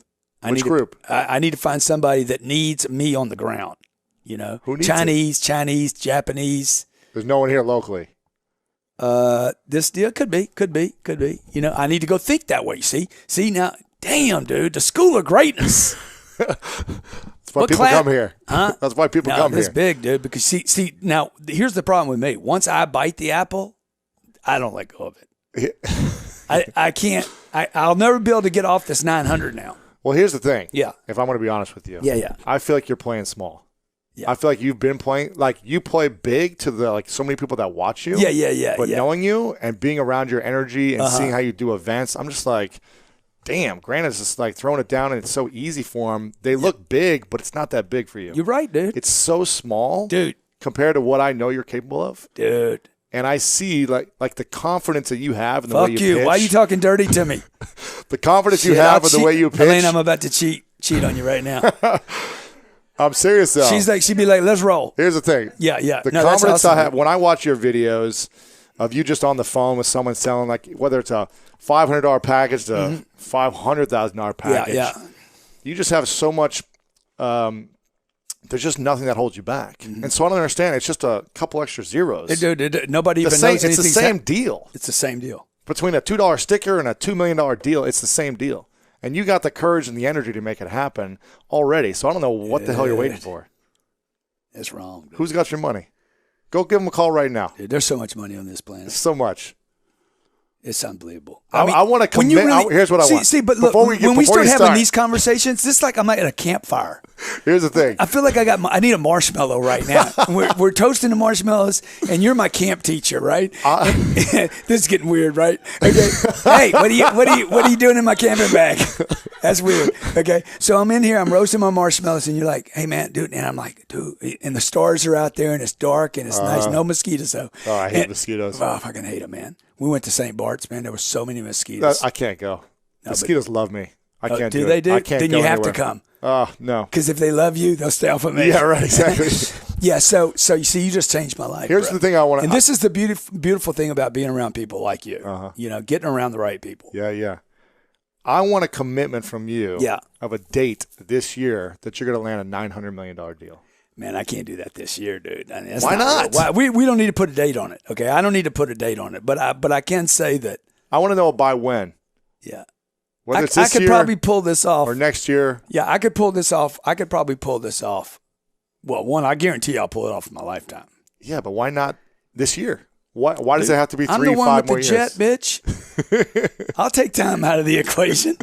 Trust me, man. I see the target. Once I see the target, okay, it's how fast can we get there now? Yeah, so how fast? So you inspired me, bro. I'm gonna give you. I think we should give him like a small percentage of this deal, don't you? I don't need anything. I want the satisfaction that you're now going why to you create. say that? Because I know. I'm offering it to you. Well, if you want to give it to me, I'll take it. Shit, man, that'd be good, dude. That'd be good. I'll take it. That'd be good. You know how much mileage we could get out of that? I'm in. Whatever you want to give me, I'll take it. But I tell you what I I'll don't do. need it. I'll do the $900 million deal, and I'll do it within 36 months. 36. Yeah. What And I'll would try it- to take time out of that. And when I do it, by the way, I'll come back here. Okay. And I'll make it available on social media while we're doing the deal. That'd be huge. I would love to I see won't it. close the doors. Okay. So now I also have to figure out how to get a group to let me actually make it visible. And they don't like that. Because you know how all these rich people, they go behind the curtain, you know, they get rich and they're like, okay, now we're going dark. Right. Maybe you don't And have to announce who they are or something, but yeah. Yeah. I would like to see you shrink that in half the time. 18 months. That's the number. I don't know. That's I what don't know I was why thinking. I was thinking you're playing 18 so months. safe. We were That's thinking my- 18 months. We were thinking 18 months. You're just playing. Do I Isn't have to being get safe right now? Do I have to? I don't know. I don't know why you're waiting. Yeah. You got everything at your disposal Well, right dude, this I need moment. I need money. I need 225. I need There's 225 a few guys who million. have that, right? That you can You're just right. say, give me the but money. then I let me need do the deal. property. I need $900 million worth of property. So that's 9,000 apartments. That's what that is. 9,000. Doesn't seem like that apartments. many. How many you got right now? I got 4,000. So I got to do. Almost a little more than double. Yeah. It's not a big deal, man. Seems like nothing. Yeah, man. Get Let's me on. go, baby. Get me on Ellen. Let's go. She's not going to do it for you. No, You're going to do it for She you. won't have me on the show either. Exactly. I like this. Okay, She's like, let's You're a fucking carnivore. let's go over a We few don't more- have carnivores on the show. This is daytime TV, man. Let's do a few more questions. You Okay, down? I love you, Lewis. I love you Everybody out there in podcast land, okay, you got to give Lewis some super props. Awesome dude, man. Awesome dude. I appreciate it. Let's talk about balance. Yeah. Because I'm sure there's people listening right now who are thinking, like, Grant is crazy. Yeah. He's got everything he wants. He's got more money than I could ever dream of. This seems unrealistic. That was good, that conversation we just had, though. Yeah, it was. I feel like I was with my priest. Yes. Does he have a balanced life? He's got two kids. Do his kids ever see him? Does his wife ever see him? Is it just about money, money, money all day long? Or is there anything else that's invaluable to his life? Dude, I spend more time with my kids than 99% of the people I know. I spend more time with my wife than 99.9% of all the husbands out there. So you guys judging me from freaking 56 miles away, you don't know what I do. People be like, man, do you ever sleep? I sleep more than most human beings. Okay. You guys don't see all that because you see what I do when I'm awake. Mm-hmm. Right. So I'm the guy that's on Snapchat with my kids and getting hated on for that. Oh, why you got your 3-year-old? Because she's in my life. I mean, what, should I put her in a closet? Right. Oh, man, you got your wife on there. Yeah, dude, I got my wife on there. You know what? I'm proud of my wife. Okay. Yeah, I'm doing my life. I'm not doing a Snapchat or a YouTube video or a real estate deal. I'm doing my life. So when you challenge me with the 900 million, the first thing I'm doing, like, I don't know if you saw my whole head just spinning off right here, dude. I was like, I'm just going through all the calculations, time, money, where's it going to happen? Who do I got to pitch? I mean, I'm glad I came here. I don't know if anybody else will get anything out of this. I guarantee you I'm going to make more money than there's going to be views. Yeah. Yeah. Okay, so I'm inspired. So, yeah, I got plenty of balance. I'm just not in search of it. Right. Because I'm doing my life. Yeah, I'm doing my life. It's all together. Yeah. And you're I take whatever, whatever's on the table is what I take. So I just take whatever's there. Yeah. What I mean by that is I'm not trying to spin plates. I'm not trying to manage an activity. Time management is another management activity. It is completely ridiculous that people without time would try to manage it. Like, dude, you can't even manage what you have now. Why would you end up with another task? Right. Now, now I got to manage my time. Okay. So, I know Tim Ferriss, the 4-hour work week. I don't know why. Every time I say time management, I think about Tim Ferriss. I'm like, dude, that's just dumb. Ain't nobody ever done a 4-hour work week. I'd kill myself. Might be the cause of depression. Like, stay busy. Stay busy. You won't put a gun in your mouth. Yeah. There's no purpose. Run from one thing to the next thing as fast as you can. And everybody's like, oh, man, but what about life balance? You're selfish. See, we're back to talking to you about yourself again, rather than sometimes I don't want to do the kids, this will give me a bad father check mark.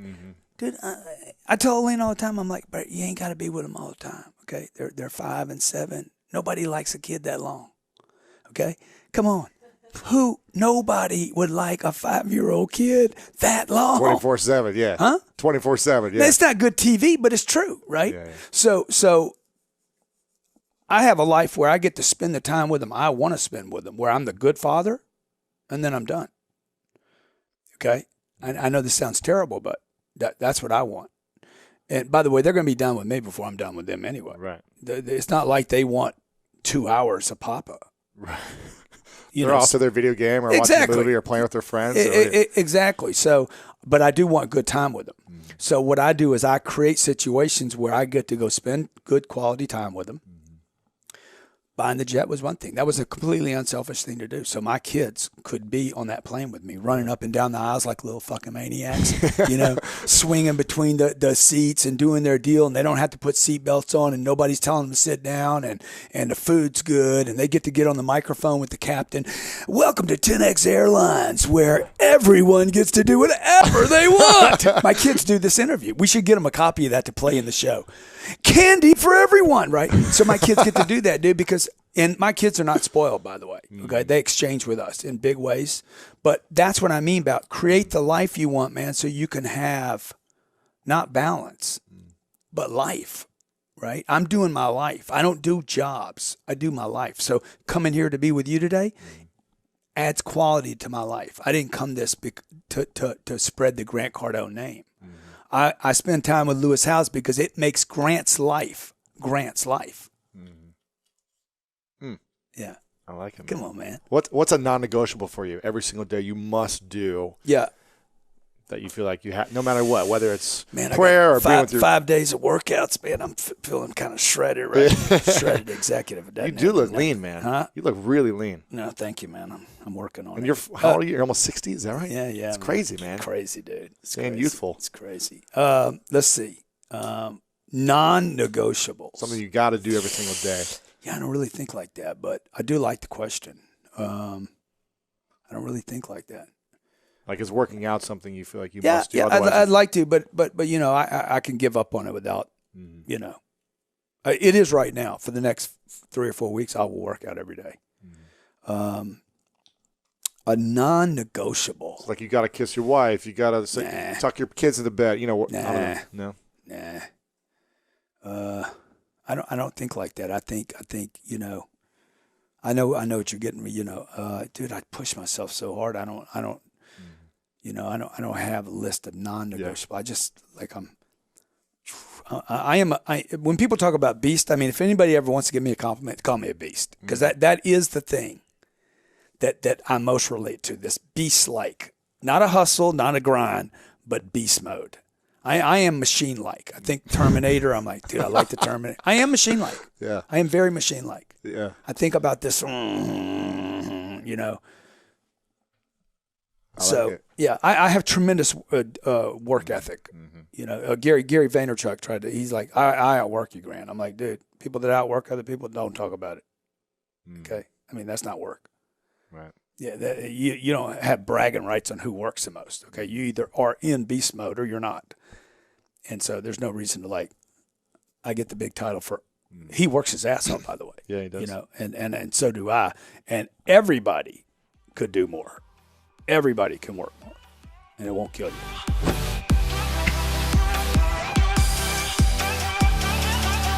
You've built a very rich life, not just financially, but in your marriage and your family, your friendships, your client relationships. You've built a rich life. I'm curious, what are the 3 things that poor people do that rich people don't do? Or you can reverse it. What are 3 things rich people do that poor people don't do? Well, I can tell you, they have the intuition of how they judge people, because everything is about the whole intuition part, right? You're sitting there, who you choose to befriend, who you choose to have relationships with, you know, and how you water those relationships. Because if you want to have a relationship together and it's just take, nothing's going to happen. I remember I'm a 24-year-old kid. I don't know nothing about business. I've done some stuff in sales, but I really don't know nothing about business. I'm a 22-year-old kid. I go and I take this guy. I go to a job interview at the advertising group. Shout out to Jamie Hepp. And I watch this guy. He interviews me. I'm at that time working at Morgan Stanley Dean Witter, but I'm trying to see what else I want to do. Okay, so I got started the day before 9/11, but I'm still interviewing. I sit with him in the interview, and the way he interviewed me, I sat there and I said, I will never work for this company because it's just not what I want to do, because they were selling Xerox machines and business to business. I said, but I want to have a relationship with you. I said, do you mind if I get your business card? He said, yeah, sure. I said, okay, great. So he gives me his business card. Year and a half later, I get a job. I'm doing good. At this point, I'm making some income, 23 years old. I call him up. And I said, Jamie, you don't remember me, but I want to take you out to lunch, and I want to pick your brain if you don't mind. I told you a year and a half ago that I wanted to do this with you. And you said yes. He says, great, let's do it. So we go to Macaroni Grill, somewhere in Culver City, right around here, like Victory, Overland, somewhere around that area. So we go there. He brings this drop-dead gorgeous girl that works for him. I think her name is Natalia or Natasha or something with N, right? And she's beautiful. She's sitting right there, and I know what he's trying to do. He's trying to woo me to go be one of his sales guys. And I said, look, with all due respect, you're beautiful, but I have no interest in you. My interest is in you. Is it fair if we just talk business for an hour? He says, yes. So I went, okay? Now, at this point, he's making $1 million. I'm making 50 grand a year. I'm a nobody, okay? We have lunch again. I'm taking notes. I offer to pay. He doesn't let me pay. He pays. He says, I got it. No problem. When I leave, I send him a book. We had this meeting that we did every 3 to 6 months together at this restaurant, Argentinian restaurant called Bamboo, which they had this beautiful soup. Every time we would have dinner with him or we'd go to lunch, I would always send him a book. 10 years later, he says, every time I meet with Patrick, a book is on its way, okay? So I valued the relationship. I asked him, what do you need from me? How can I bring things to you? Years later, he gives me one referral. That one referral he gave me helped me open up Florida. If he doesn't give me that referral, that Florida office wouldn't have been opened up, right? One contact opens up a whole state, okay? So another relationship I can tell you about is I was going to churches and I said, let me see what's going to happen with these churches. And I'm going to churches and I'm going to these different places. And I'm studying Scientology, I'm studying LDS, I'm studying Jehovah, Judaism. I'm studying everything. At this point in the game, I was obsessed with religion. So all I want to do is study everything about religion, right? And I'm 24, 25. I eventually find this church called Shepherd of the Hills, which is ran by a guy named Dudley Rutherford. And I go to this place. And I'm an atheist, so it's not like I'm going in there. I'm just trying to see what's going on over here. I'm just trying to learn. I'm not trying to do it. I go to this place and I'm like, okay, I like this guy's style. You typically go to church. If you don't do this, you're going to hell. And I'm like, dude, I don't need to know I'm going to hell. I know I'm going to hell. I just want to know I have a shot in heaven. You know what I'm saying? So this guy's energy was, you have a shot at heaven, right? I'm like, okay, cool. All right. This is my tryout. I feel a little better, right? I know the screw ups what I've done in my life. Let me see, maybe I got a shot over here. So I go there, and I'm sitting in the back. I watch him once, twice, 3 times, 4 times. I'm like, wow, I like this guy. So then I sent him an email, a little bit of an arrogant email, but I'll tell you what the email was. I sent him an email and I said, listen, my name is Patrick Bet-David. You don't know who I am, but I'm going to be somebody in the world. And I know you are somebody in the world, but I promise you, if you give me your time, I will always bring value to you. Wow. It will not be a waste of your time, okay? I'm not doing anything at that time at 25. I got a small little office operation, nothing crazy. We go have a lunch together at Black Angus off Canoga or Topanga. We go to Black Angus, we sit down, we talk. After the meeting is over with, I said, what can I do for you? Nothing there. We go out again, what can I do for you? Nothing there, what can I do for you? Nothing there. Eventually, he says something happened with my son at Moore Park basketball, and I made a phone call to the coach, and I spoke to the guy, and anonymously, because I didn't like the way this whole situation was handled. He probably doesn't even know the story. I know the people may know, but he may not even know the story. So I make the phone call. We get closer. He marries my wife. We change our wedding to Friday. It was set up on Saturday to Friday so he can wed us. Anyways, in 2008, 2008, he introduces me to Tom Ellsworth. You know how I talked about Tom earlier? He introduced me to Tom, okay? And Tom comes, okay? In 2009, he introduced me to Matt Sapala. Matt Sapala and Sheena, I got introduced to 09. They just got promoted this last week at West Palm Beach to the Chief Distribution Officer, PHP, right? He is now the CDO, okay? We've paid him in the first 6 months of the year over $1 million. They're doing very good at what they do in the business here. But if I don't have that contact and I water him what his needs are, not what I can take. If I give the needs I don't have those contacts. So I think too many times when, you build a relationship with somebody, it's immediately, what can I do, what can I, and by the way, what can I get from you? Yeah, and I remember how you were the first time we met. When we were done, you and I went to Earth Cafe with Jen, and I think we even went and looked at some furniture, and there was like a Google shop that we went there. I don't know if you remember right across from Earth Cafe.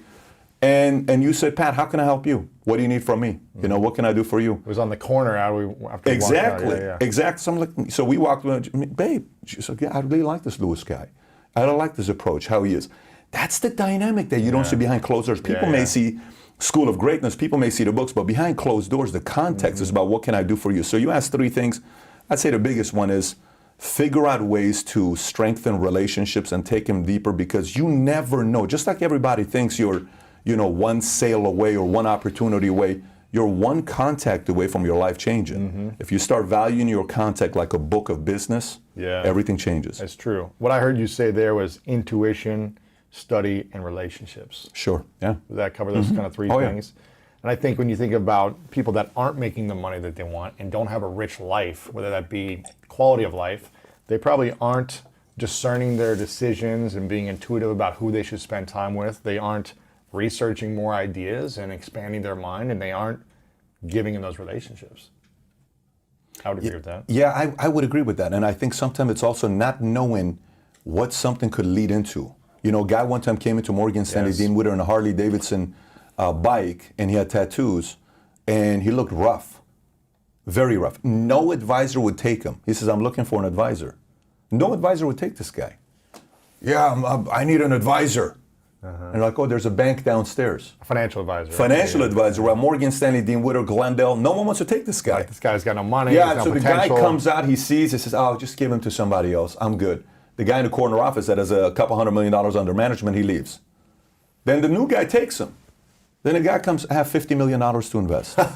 He got an inheritance.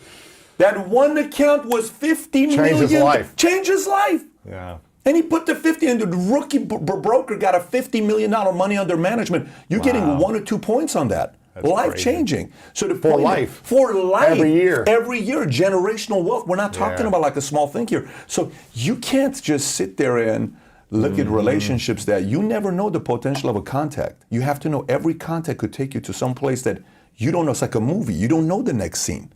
You know, so you can't just assume what that contact's going to lead into. Yeah. Sometimes the smallest contact can lead into something big. One of the things I love about you, Patrick, is you remind me of my dad so much and my childhood. My dad, I think I told you, my dad was a life insurance salesman for 32 years until he got into a brain accident. He got in a car crash, and he's still alive today, but he had to stop working. And he also became an entrepreneur, launched the health insurance vertical in conjunction with Northwestern Mutual. And he does everything you do. And my whole business model and just the way that I live is based on what I witnessed him doing. And this was pre-social media, pre-internet. Wow. He would just remember names like nobody's business. He was so giving, so thoughtful, and he was always thinking in the long term. He wasn't like, how can I sell you now, but how can I give you now? He would do this every day. He would read the newspaper, and he would cut out the newspaper every day and write long letters and put in envelopes and send it out to people that were clients and people that are not clients. If it was someone's kid in sports that, you know, was, hey, they had their best game ever. Hey, I just wanted to send you this clipping of the newspaper, to just people in the community. That's We're on a a small whole different town. level, though, man. That's And incredible. handwritten letters, and just send it to them and say, hey, you know, if I can ever help Wow. with anything, let me know. Yeah. And it was that kind of old school mentality, but he would always just show up for people, just take meetings to take them, and wasn't always trying to sell, but just trying to serve. And that's really kind of how I built my business early on. Was when I had nothing at all, I was just like, what can I learn from someone, and how can I ask them what they need, and then deliver on that need as fast as possible, and not ask for anything in return. And I think that's one of the reasons why I've been able to grow, is because of the relationship building. You know, Ben, our producer, I met him 9 years ago when he was a student at Columbia Journalism School, getting your master's, right? And he was working on a documentary about handball. I was in handball at that time in New York City and really liked the way he made the documentary and followed his journey over the last 9 years, stayed in touch every year. We needed a head producer to really build our content. And I reached out to him, and the timing right, the sequencing was right, and we had the relationship where it made sense, at least for now. Maybe he leaves at some point, but it's been great so far in the last 4 months. And I think you never know where the relationship will go. Even if it didn't work out, it's still worth building relationships. No question. Yeah. Even if we never work together. Because you just never know who that person might introduce you to, who might say your name behind closed doors, where it unlocks some opportunity. You never know. So you remind me a lot of my dad. in Well, that that's a fact. big Yeah, compliment, yeah. man. I appreciate that. Thank you. And I think if more people came from that place of how can I just care about people and help them solve their problems, you're going to gain a lot back in return long term, whether it's with that person or not. And you talk about money a lot on your show. And you have an amazing video about your top, I think it's your top 20 rules on money. I'm curious, since we're going into the rich-poor conversation, what would you say are the top 3 to 5 rules on money if you could boil it down to 3 to 5? It's a game. The number one rule is it's a game. You're playing a game. It's that simple. You know, if you look at it as a game, just like anything, you can get better at it, right? Like whatever game you play. If you play Uno, if you play Monopoly, if you play Clue, if you play Fortnite. Jenga, if you play Fortnite, anything you play, you know, you're gonna get good. I remember in my time, I was playing Fester's Quest. I played Zelda. Zelda, I used to play Final Fantasy 1, and I would play obviously Street Fighter or Mortal Kombat. But it was also what was the Mario Kart? Is it Super Mario Kart? And you know how you would do the 3 jumps and then bam, it's going fast. And I would beat this time 32 seconds. I was so proud of it. But I played it 50,000 times, right? So the game with money It's exactly what it is. Once you learn how to play the game with money, then it has to do with timing. Then it has to do with different kind of things. Like, you know, a year ago, I get a call from a guy who needs cash. It's okay. So He needs an investment. he has something he has to sell immediately to get cash in return. Okay, because he needs the money right away. So I said, okay. So what are you selling? He says it's the 2 greatest Wayne Gretzky cards. I said, okay. Signed or unsigned? No, this is a PSA 10 1979 OPG Topps. Signature? No sign, but it's the Holy Grail. So Wow. the OPG one sold in 2016 for $453,000. Okay. Wow. And just 5 years prior to that, it sold for $92,000. So from $92,000 to $451 in 2016, and he calls me. And a top sold in 2016 for $205,000. So 2 cards combined sold in 2016 for 600 and, you know. He has them both. He has them both, and he wants to sell it to me. And I said, okay, what do you want to sell it for? He's like 600,000. Yeah, he says, of course he wants to. I said, I'm not going to pay you that. I mean, you know, he wants 650. I said, I'm not going to pay you that, but we talked about it. And eventually he gave me a number, right? And it was still a number. I had to still cough up, you know, $500,000 check to the guy. But we met at the PSA headquarters, classy guy, total gentleman. We sat down, transaction happened. The CEO of PSA came, showed us the poster on the PSA headquarters. I think it's in Newport. Of the card is on the wall. It's the most expensive hockey card in the world, right? Okay, no problem. So You're a hockey fan? I'm not a hockey fan. I'm an investment guy with hockey. But I've interviewed Wayne Gretzky 6 years ago. Wow. So I like greatness. I like anybody Yes. that just goes and crushes it with their game, right? So I buy this card. So I buy the card. I don't think much of it. One card, not 2. 2 cards. It's both of them. I bought both of them, yeah. Wow. So the other guy who owns the card wouldn't sell his card for $1 million if you paid it to him. So here's what I do know. 2 guys own the card. Me and the other guy. There's only 2 of us. Okay. You paid $1 million, he won't sell it to you. So that means there's only one in the market, because it's me, because I'm willing to sell it. Yeah, Right? yeah. So it's on eBay right now. If you go on eBay right now, you type in Wayne Gretzky OPG, it's on market right now for $1 million, right? Wow. What the one of them is on the market for $1 million, the other one's on the market for $400,000. So you asked me for a rule of money, I had cash. If I don't have cash like that, I can't double my money that quickly. So we just talked about 3 of them. Money's a game. You need cash because opportunity is going to come up, and it's a doubles game. So if I put doubles it down, game. it's a doubles game. Everything about money is a doubles game. What's that mean? A doubles game to me is I pay you $1,000. Can we double it in 6 months? No. How long? In 12 months? Okay, no problem. I'll do a double in a year. Here's $1,000. I get a double back, right? So if you take 1,000 and you double it every year, what happens? 1,000 goes into 2, 4, 8, 16, 32, 64, 256, 5, 12, $1 million. $1,000 is 9 doubles away from $1 million. Wow. Now you take $1 million and see what happens if we double it 9 times. 1 million goes into 2 million, 4 million, 8 million, 16 million, 32, 64, 128, 256, 5, 12, $1 billion. $1 million is 10 doubles away from $1 billion. But how do you find the doubles? Well, that's the game. That's the part of the game. That's what I'm trying to tell you. So the doubles now becomes investment opportunities. You know, what you buy into.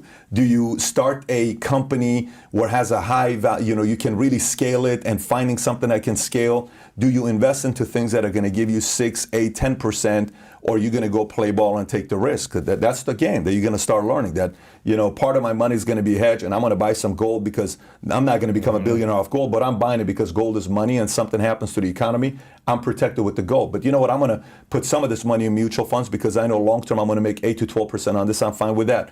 I might do a real estate deal because long term I may do some money, although right now commercial real estate may be an interesting dynamic because I think Zoom crushed commercial real estate. The commercial real estate model it's been crushed. Yeah. And by the way, it may never come back the same way ever again. Commercial Maybe real 20 estate. years from now or something. Who Oh, knows? I don't even think. I think it's gone. Really? And here's what I mean. Look, we have this space, right? Okay, you got this space. Did you get it in the last 4 months? How long have you Got had it it? before COVID. Okay, yeah. so 6 months before. Yeah. But if you get this today, right now, office space in Dallas, office space nationwide, companies are looking at their business models and they're just saying, why do I need 100,000 square feet of office space? Why do I need it? But if you go out there and you look at the numbers, you're like, okay, I don't know if I'm going to do commercial real estate, you know, but if I find if I team up with the investment banker, if I team up with a guy that's managing money, and I go with a VC team, and this is a guy that's, you know, flipping opportunities fairly quickly, and I dump $1 million with him, and within 5 years he turns $1 million into $5 million. That's 5x in 5 years. That may not be a bad idea. So you got to find those, and they're out there, by the way. Yeah. You have to. They're out there. So Ray Dalio plays a game of doubles. Warren Buffett's a doubles game. All these guys are doubles game. And A lot of this investing in businesses. yes, I'm a business guy. I'm not a real estate guy. There are Yeah. people that are, and by the way, that doesn't mean real estate doesn't work. I mean, it wouldn't make any sense for me to say there's real estate billionaires everywhere. Our president is a real estate billionaire. So for me to knock real estate would have no value to it. But for me, I'm more about, I have an idea. What are you guys doing? Me and Tiffany are thinking about starting a marketing company. Okay, how can this thing scale? Well, let me tell you what we got. We got 3 packages. Boom, boom, boom. Who's going to be target audience? We're going to be targeting people in this world. Okay, interesting. How much are they going to pay? We foresee us doing $6 million in revenue within 24 months. What have you done to be able to earn this? I'm a Columbia guy. I'm a this. I'm a this. How much money do you need? I need $2 million. I can't give you $2 million. Can I come in for $100,000? I put $100,000. The next thing, this thing sells for $200 million. That $100,000 all of a sudden became $2.2 million. That's a victory. So those opportunities are out there. You just got to focus. And then the last one I would tell you with the money. So we talked about what? We talked about game. Money's a game. You need cash. It's a doubles game. Doubles game. Yep. And I'll tell you one more would be you have to be maniacal about being patient. I mean, you have to be patiently aggressive. You know, patiently aggressive. It's so tough to do. Because you want your money to double now. Exactly. But it might take 10 years. Yeah, but if you are willing to do the 10 years, it may double 40 times. It may double 30 times. You know, like when Bezos said, just hang tight. I'm not going to give you dividends. Just trust me on this. Trust me on this, right? And at the beginning, if you've heard the story where he goes and raises $2 million from, he gets $50,000 from 40 people. That's what, $2 million. And he gives them 20%. Wow. 20%. He gives up 20% of that He gives $2 them million. 20% just for $2 million. You know what that 20% is worth today? $200 billion. gosh. That's the point. So can you imagine 1994 Amazon gets started? Forget about you put $2 million. Just say you put $50 million. Wow. Just you put 50,000. What is 0.5% of a $1 trillion company right now? 0.5%. You're still a half a billionaire. Wow. Your 50,000 is worth $500 million, give or take whatever the numbers we're doing right. The point is, that is a massive victory. The guy who put $10,000 and he gave it to Berkshire Hathaway in 1974, I don't know if you've heard this story. You know, Warren Buffett is starting, he says, I'll give you $10,000. Never touches the money. Goes back to his regular job, makes $100,000 a year. You know how much that have you read this article? No, tell me. The $10,000, if you go on Business Insider, you pull it up, is worth $780 today. 780 Million. million. Wow. Never did anything to it. So that's the part about patiently aggressive. Yeah. It's very hard to do. But So the hard to doubles do. get bigger later on, not Yes, early on. The they doubles do. are bigger, you're 15, 20, 25. That's what Buffett talks about. Just like his successes, Yeah. he's lived longer.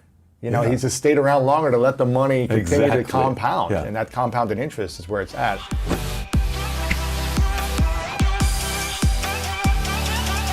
How important is the thoughts that you say in your mind quietly every day and the words you speak out loud every day? How important are they together, and which one is more valuable if you could only choose one? Negative thoughts but positive words? Positive thoughts but negative words? Or do they both need to be in alignment towards your mission and purpose? Well, so I'll start with this. Your life is a physical manifestation of the conversation going on in your head. I'm going to start with that. Can we just speak for like 24 hours on this? I love this. Right. Your life is a physical manifestation of the conversation going on in your head. So if you said nothing but thought everything, your life is going to show up to make your thoughts true. So you have one job. You have one job in your life for you, to make what you think about life true so that you're not wrong. You don't want to walk around wrong. You want to be right about the life you see. So you're going to work hard to produce the life that you talk about in your mind. Whether that life is no one loves me, I'm all alone. You can be in a group of people and you will think, I'm so alone. And you will feel alone, and things will show up to co-sign your loneliness just because you're looking for that. And so if you start with, I'm going to say the mind, like the mind is that thing. The mind is the core engine. It starts all things. It shuts all things down. When I start thinking something different, I'm like, hold on, stop. I want to think something. I shut down that behavior. I shut down that outcome. When I birth something, I birth it in my mind. I focus on my mind. I see myself there in my mind. Before I got on with you, I was doing guided visualizations. I'm recording them. So people, and I mean, they're juicy. And I'm saying, see yourself here. Because if you can see it, and then the key is evoke the emotion as if you were there. Yep. Right? And that's why people who are sad all the time are sad, because they're thinking of things that make them sad. And then the emotion follows the thought. So I'm going to say everything starts with your thought, Lewis. But let me just say this. When you speak your future into the world. You speak your future. Whatever you say, whatever falls off your tongue, when you say I am, right? The unconscious mind says, and you are so. Whatever comes on the other side of that. And so you asked me a hard question, which one is most important? It starts with the thought. I think the thought is that's where everything originates. And then you add a whole lot of turbo boost to it with your tongue. Yeah. And so when you align the two, and then you add to it like the B12 of action. Action is like that's the nitro, like right? And I see so many people, they think it, they write it, they journal it, they talk about it, and they do no action. And I go, you understand that the action is that's like putting the flower in the sun, because it requires sun. And so, yeah. Yeah, this is a beautiful explanation. And I had a Navy SEAL on, I don't know, 6-7 months ago. His name's Chad. And he talked about, as a SEAL, he used the tongue as a rudder in a boat. He said, what you speak is going to lead you down, the ocean or the river or wherever on the boat you're on. And so he never says anything negative out loud, because it's so powerful. In the Navy SEALs, he talked about how powerful it is, no matter how much pain they're experiencing in Hell Week and all this stuff they're dealing with. They never allow the tongue to speak something negative. Otherwise, they'll ultimately quit and give up. Right. It's too painful to deal with what they deal with. Right. To then say, I'm hurting, I'm tired, I can't do it. Right. Don't speak that. Don't speak that into the universe. You just, because whatever you speak feels like it expands. Of course. Right. Energy grows where energy goes. It expands. So speak life. Speak possibility. There is not one dark situation that doesn't have a glimmer of light. It doesn't mean it's going to be convenient to see. That's true. And most of us are looking for convenient light. Yes. Oh man, I want to speak for like 5 more hours with you, but I want to try to finish with a few final questions here. Yes. Even though I don't want to finish this. We'll have to come you back on. Yeah, we'll bring you back on. Let's do this again. I promise it won't be as challenging to get me in the future. I promise, my friend. I want to talk about for a moment purpose, because I feel like right now we're seeing a lot of people with scattered purposes, especially with everything that's happening in the world over the last 3 months, 6 months. I'm seeing so many big influencers go through divorce who were publicly had great relationships. I'm seeing people's businesses go under because of they were in the events business or whatever, and they weren't able to adapt and shift. I'm seeing people scattered with their purpose and unclear. Right. How can people, let's speak to this, because I think it's 2 different questions. One is how to truly figure out what your purpose is, because I think it's seasonal. What your purpose was when you were 10 is different now. I agree. It's seasonal, so it's hard for, it's a very broad question, and I don't want to set you up with that because I think it's unfair when people ask you that for me. But if you think, I know what my purpose is, like I know I'm meant to go do this thing. I think I'm supposed to go after this. I feel like maybe I should try this thing, but I'm afraid. How would you coach someone who knows what they're supposed to do, or at least they think they do until they figure it out and it's not it or it is it? How do you coach people or encourage people to actually do it, to actually overcome that final hurdle of fear, whether they're afraid of failure, afraid of success, afraid of judgment, whether they've got a really good life and a really good job, but it's just not it's not pulling them to their ultimate purpose? Where do you share in that line? So one of the first things I do is I ask them to please, let's quantify and give life to what does it cost you to stay still. Ooh. So, you know, I'm a straight no chaser kind of girl, right? We're not just going towards something. We also have to realize that to the same degree that you asked the weight loss, why did I do it? Because what would it cost me with all my success? What would it have cost me to stay in that 220-pound body? What's the cost?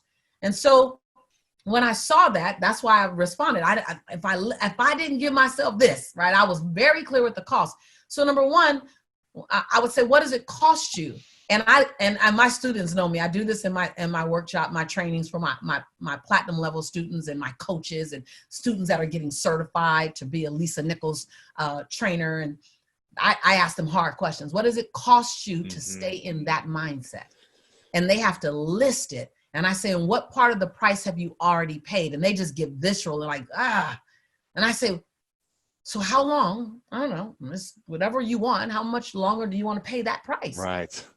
2 years, 10 years, 2 months? Are we PIF? Are we paid in full now? Are we PIF? I'm paid in full and I'm keep paying. Exactly. And so I use this metaphor that if you went to the store and bought a dozen eggs and you went home and you scrambled all the eggs and you cooked the eggs and then you took the empty carton back to the grocery store and you said, I'd like to buy these again. The cashier will go, but you already bought them. Why are you buying it? Why are you paying for it again? That's what we're doing. We're paying for the same behavior over and over again. And so one, get clear that you're PIF, that you're paid in full for not being in action. Like I've already paid it. I've done 3 years of wanting a dream and not have, whatever your reasons are, right? Number two is, let's talk about everything that happens if you fail. Let's just unpack that. You go back to where you're at now. Yeah, you'll. Right. Oh, actually, you never are back to where you are now because now you got some kind of lesson that you didn't have. Yeah. Right. You got some kind of experience. So what happens if you fail? Okay, great. So what lessons can we pull out of that? So now let's agree to, if we fail, let's fail forward. So then let's define, what does failing forward look like? So then we get very descriptive on what does failing forward look like? What will I do with the lessons? What will I'll document 4 to 6 things I did right. And I'll document 2 to 3 things that I can improve upon, and I'll implement them all on the next go round. So then we take out all the possibility. And I even go as far as saying, so what if people judge you? I unpack it. What do people judge you? Let's say they talk really bad about you on social media for like 3 days. Like it goes a while. Well, then what happens? Mm-hmm. Well, on the 6th day, I get up and do it again. So all of a sudden I take all the juice out of the balloon of all. We just deep dive into the darkness of your illusions, deep dive into the darkness of your mind. So like, what? Okay, well, I'll lose this money. Okay, you lost how much? 40,000. Okay, all 40,000 gone. So now what? I don't know. Okay, well, let's figure out a plan, because you already lost the money. We lost the money. Let's now I can start saving again, or I can do whatever. Okay, great. So then all these big possibilities are now just situations. Mm-hmm. Then I go to, so what can we do to eliminate the possibility of that occurring? So now we go into strategy. So I'm real big on strategy. I'm real big on milestones. I believe that you should not set a macro goal without setting several micro goals. So I live in micro goals. Like my number that I want to generate this year, I don't ever look at that after November of the year prior. After November 2019, I don't really look at it. I look at every monthly goal, because that's my milestone. I know that goal, and I know that goal is tied into my annual goal. Mm-hmm. So I don't have to worry about it. So I'm seeing if I'm on track, because I can handle that. That's palatable, right? So then a lot of times entrepreneurs set like big, bodacious goal, and you have a release of endorphins when you first set it, but then it goes away because you don't even know how you're going to get there. Yeah. And so I'm real big on my, just on my campus, I'm real big on 3 things: a strategy, right? Milestones and accountability. Yeah. By when dates, by when, by who, right? And so make it doable, make it so you could see it, set it up in 90 days. And so I think that purpose comes with a plan. Ooh. And oftentimes we leave purpose so big and so ambiguous that it feels difficult to touch. And so if you're supposed to inspire millions, okay, great. So for August, How many you gonna touch toward that million? We're gonna get to millions. We're gonna get to millions. But are we touching 5,000? Are we touching 50,000? And then by November, did you grow your social media platform by 3% or by 30%? Like, let's something trackable and measurable so that you can see that purpose being fulfilled, so you can trust your picker. So many of us haven't had enough indicators, haven't had enough evidence that we've done it the way we thought we would do it or better, that now you're starting to pull back on trusting your picker. Well, you need evidence. If the court of law sends a man to prison because of evidence, or lets a woman walk because of lack of evidence, then why not use evidence in your life that you're ready for such a time as this? But you have to set it up in such a way where you can see the trackable evidence.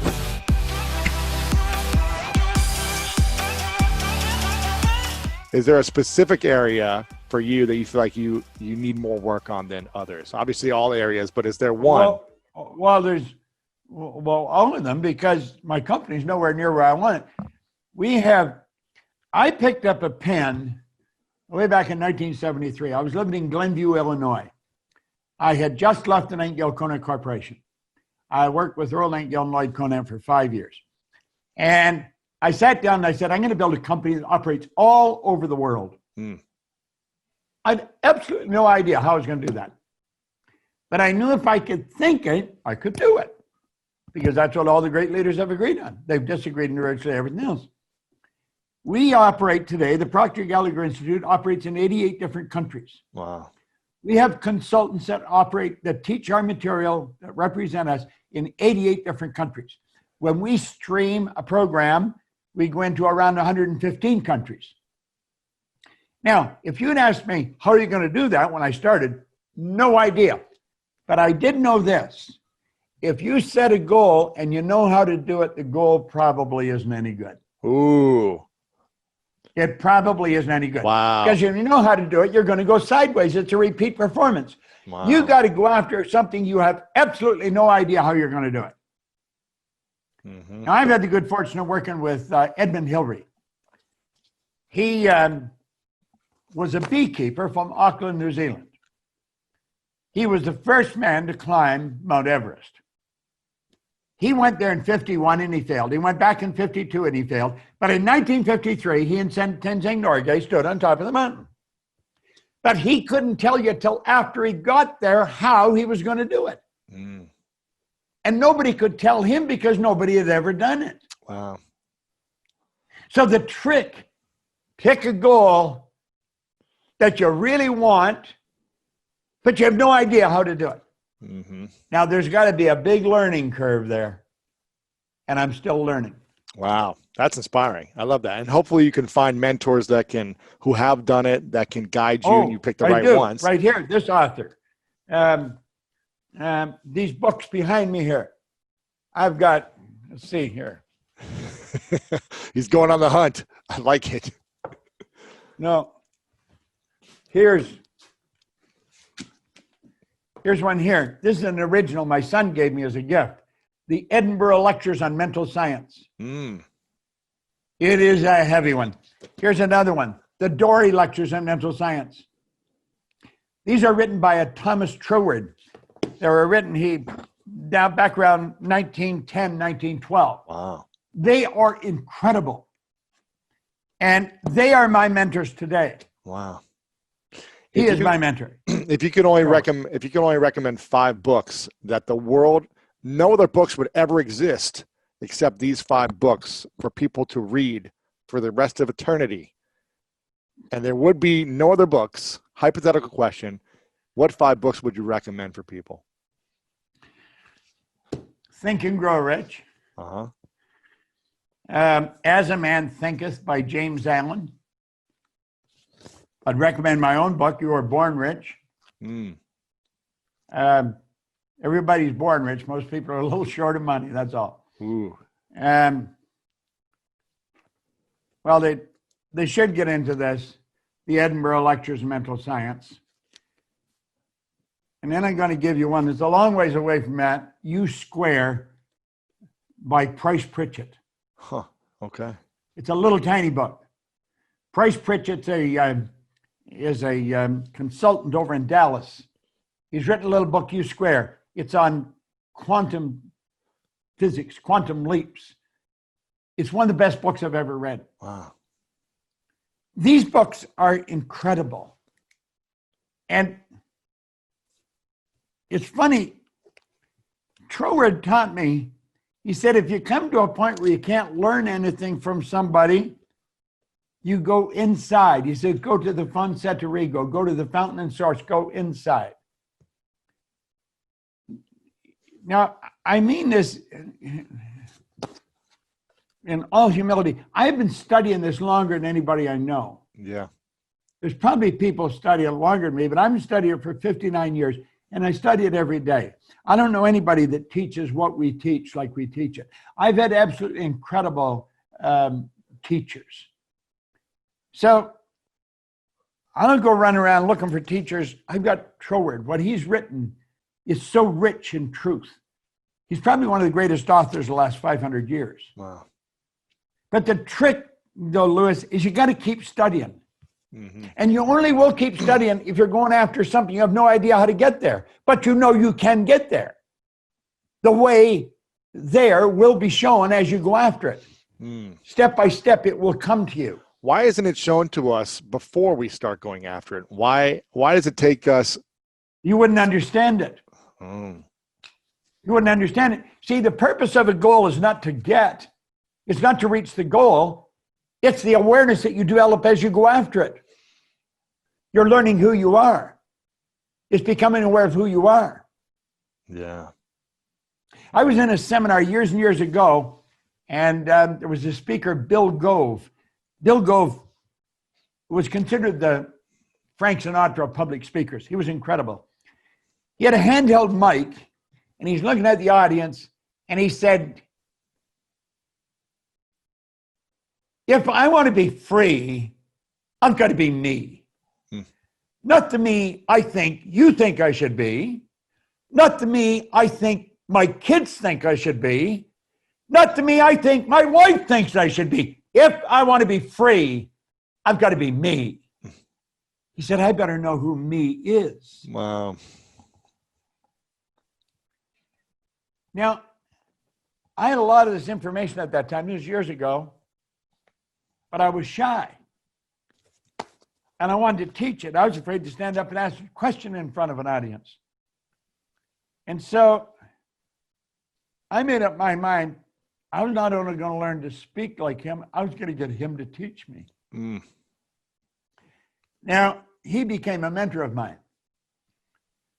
And I realized then, if I take the areas where I'm a little 6 bit short, I'm just not really very good. And I didn't go to school, so there's a lot of areas. I'm going to get the very best, and I'm going to do exactly what they tell me. Mm-hmm. And that's what I did when the man who gave me this book. He said, do exactly what I'm telling you. I did exactly what he said. 15 years or so ago, well, first of all, he became my mentor and very good friend right up until he passed away. Our company was having financial problems all the time. And I could earn all kinds of money, but I don't know how to manage it. Didn't know how to run a company. I mean, I wasn't designed for that. And I didn't want to learn it. I didn't even like the subject. But what you need, you will attract. Mm. And we had a lady come to seminar, was a securities attorney. She fell in love with what we were doing. She was a full partner in a company. And over a period of time, she became our business partner. She owns half the company. But she runs the company. She's the president, chief executive of the company. I mentioned to her last time, you should get her on for an interview sometime because she is a fascinating person. But she does a phenomenal job here. Yeah. Well, so I have found in the areas that I'm not really good at, I get the very best. And I work with them. I don't try and learn what they're teaching. I get them to do that. I get somebody else to do something else because it's going to take me to where I want to go. Mm-hmm. I have a young guy here that runs our studio. He's the director of the studio. He's absolutely brilliant. He set a goal when he was 13 to work with me. I remember this. He was living in Manchester in England, and he watched The Secret, and he saw me. He said, I'm going to work with him. 13 years later, he's here in the studio, and he runs this place. I love that. He's Yeah. incredible. He can record and send it from anywhere in the world. He can come in here and do everything. And I found that's one of the secrets of getting to where you want to go. You need help. You got to have help. You got to have a lot of help. You saying we can't just do it all on our own, Bob? Never going to do it on your own. You won't go very far if you're doing it alone. I'm curious. I feel like you've got, again, decades of wisdom and knowledge from history that you lived through and experienced personally firsthand. You said you grew up during the Second World War. What was the lesson you learned in the Second World War at that time that people should know about today during this time? Two different crises. Well, it's only in retrospect that I learned these things, because we go back, and I have to go back, and everything was rationed. So people were getting accustomed to live on lack and limitation. And it was part of the programming. And in looking back, the great lesson is, don't let what's going on program you. In fact, it's a good point to bring out right now because of this pandemic that's going on. We must not let this program us. This does not have to define us, doesn't have to dictate where we're going to go. It's got nothing to do with our destiny. As a kid, everything was rationed. I remember chewing gum was rationed. In fact, there's a good story. I'm going to take the time to tell you about it. We would go to the store. Our father was in Europe fighting, and we would send care packages every now and then. They would mail them, and they would get through, and we'd have pictures, of the family and all the stuff. And we'd put a package of gum in sometimes. We would be at the store, and if they put a package of gum out, it would just be one little box. It would be gone like that. Wow. Because you couldn't buy gum during the war. Wrigley's did not make gum during the war. They couldn't. And one of us would hold the gum while the other one home, see if there was enough money to buy it. Yeah. Because there might not have been enough money, we'd have to put it back. During the Second World War, Wrigley's could not make gum. The basic ingredient, apparently, for making gum comes from the Philippine Islands. The Japanese, who were in charge of the Philippine Islands, they had occupied the Philippine Islands, you couldn't get in to get the gum. Wrigley seemed to know that the war would be over, they'd be able to get the stuff, we'd win the war, and he'd get the stuff to build the gum. He never stopped advertising, buy Wrigley Spearmint Gum, all during the Second World War, even though they couldn't make it. A great lesson in there about advertising. People wouldn't believe that lived through the Second World War, wouldn't believe that they couldn't make gum then. Because he just kept enough, and he'd leak a little bit out every now and then to different places. Wow. Great lesson in advertising there. Wow. It's kind of like... But I think the greatest lesson that I've learned is looking back. My mother, God bless her, she was a special woman. She did not let that control her. And I think any really good qualities I've got for growing and building came from her. She raised three of us on her own, and God only knows how she did it. She was like a magician because she sure didn't have any help. But she did it. And she instilled us that if you want it, you can get it. That's beautiful. But, it sounds like the you were holding Wrigley's gun back then, just like people are doing with the hand sanitizer right now. So that was this. Yeah, but you see, people are permitting this to program them right now. If you're not thinking, this stuff's going right into your subconscious mind. Yeah. And whatever goes in there, repetition over and over and over becomes part of our behavior. And it's, you can't deny it. It's there. Absolutely refuse to let it control you. Understand you can be thinking of how to win, how to get it done, how to go and do better. And you may have to adapt, you may have to change the game, but you can change the game. We are probably going to change the way we operate forever over the next few months. But we're prepared to do that. That's what Sandy was holding the meeting today with all the company. She was teaching them all. We got to get together. We got to bring our mind together. We've got to understand that this doesn't control us. We control us. If you want to learn how to make more money and master money in your life, then check out this video right here. Sure. Because I was bankrupt. See, some people, you haven't pushed non-negotiable yet. You're still optional. I really would love to be successful. And so I wanna be I successful. want to be I successful. wanna make money. I want I to make wanna be money. healthy. I want to be healthy, Yeah, but yeah. it's not non-negotiable yet. Yeah.